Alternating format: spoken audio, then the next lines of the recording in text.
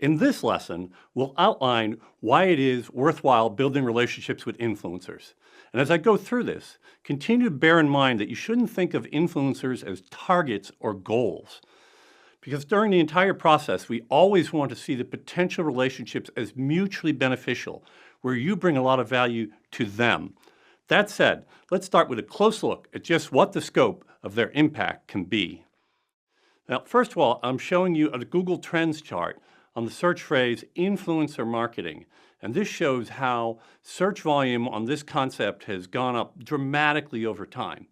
So this is just a market indicator as to how important this concept has begun to be, because so many people are thinking about it. And then here's a study from Burst Media where they did an analysis of the power of really targeting influencers, and they showed a nearly 7-to-1 ROI in terms of the time invested in building those relationships and what you get back out of it. And as I've shown you before in one of the earlier modules, influencers have large audiences. And this is a really important thing because we want to be able to build our own audience and we want to have access to other people's audiences. And influencers can give you that. And they give you that in spades in terms of media people, influencers, and of course your target demographic audience as well. And so one of the things that's cool too is that the audience of an influencer is often larger than yours. Their reach just may be plain bigger, and that's valuable. But that's not the only thing that you should think about here. We call them influencers for a reason. And as I like to say, it's because they have, well, influence. And what that means is, and what I'm trying to show here in this top chart, you see a group of people with an arrow to 20,000 connections. So imagine those people cumulatively have 20,000 connections on social media. And let's say they all share your content. And maybe you'll get 20 shares and 10 links out of that. It's better than a sharp stick in the eye. However, in the bottom, I'm showing an influencer who by herself has 20,000 connections. And because she's an influencer, she gets more shares and more links out of the same size audience. And that's what gets back to the key here. People listen to influencers more than they listen to other people. And as I've shown you in a prior chart in the earlier modules, influencers can help you build your audience. When they share content, and here I'm showing a share on Twitter, in this case the influencer is Susie Powers, as I like to call her, and she shares it on Twitter, it gets in front of her audience, and then in her audience there are other people there who see it, some of whom might start to become your direct audience.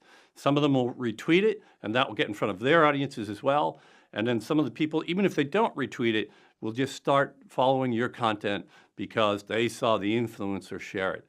That's a great thing. The other thing that's nice, too, is that influencers can write about you. Here I'm showing an article from Wall Street Journal's Alistair Barr, in which he actually wrote about a study that I was involved in driving for my company about Google's Mobilegeddon update. And this is gold when they write about you. You get the link that you're looking for, you get the visibility, it's great stuff. But to make this work, you have to give them a reason to share your content or to write about it. And to do that, let's think about what are the key elements that make that work. Well, first of all, it has to be relevant to them. If it's not relevant to them, ain't happening. And then it has to be really good quality content. And if I haven't gotten it across yet so far in this course, what I want you to think about is good is not good enough. You have to be thinking beyond good to excellent content. And then also they have to have a certain amount of trust in you, right? If they don't have some level of trust with you and probably some familiarity, your chances of getting that share go way down. And of course, they have to see it. And you know, the reason why I mentioned this is a lot of times people share content on Twitter and it's like, okay, I promoted my content. Well, here's the problem. That tweet is gone from somebody's tweet stream in 15 seconds. And not everybody has the discipline to go back through their entire Twitter stream to find things that were tweeted many hours ago. So you might have to do more than just a single tweet to get that visibility. And then last but not least, if the content isn't unique and distinct in some fashion, it isn't going to attract their attention enough in order to get a share out of them. And so influencer shares can also lead to links from others. So here I'm showing, perhaps this is you in the top left, out doing some direct outreach to influencers, or maybe an influencer sees it in your social media feed. And one of the influencers that you reach out to might let a potential linker know about it, or maybe they share it in their social media feed. And what happens is that over time, if you're successful, that potential linker might actually learn about your article or your story from multiple sources. This is really cool because, like in all advertising, and you can think of this in some sense as a form of advertising, even though we're not paying for it, the multiple impressions actually matter. And if that potential linker hears about it from two different influencers and sees it in other social shares, suddenly they start thinking, wait a minute, something's going on here. Maybe I ought to pay attention. So just make sure you get this mechanic of multiple paths to reaching that linker working for you. And then, as I've said in one of the earlier modules, remember that influencers ultimately are an accelerant. We have the virtual circle that I showed you in the very first module in this course, where you have somebody producing great content, as I'm showing the top left. They share it. It's good for their social media feeds. It helps those social media feeds grow. And in return, you get traffic and links and potentially new subscribers to your content. That's great all by itself.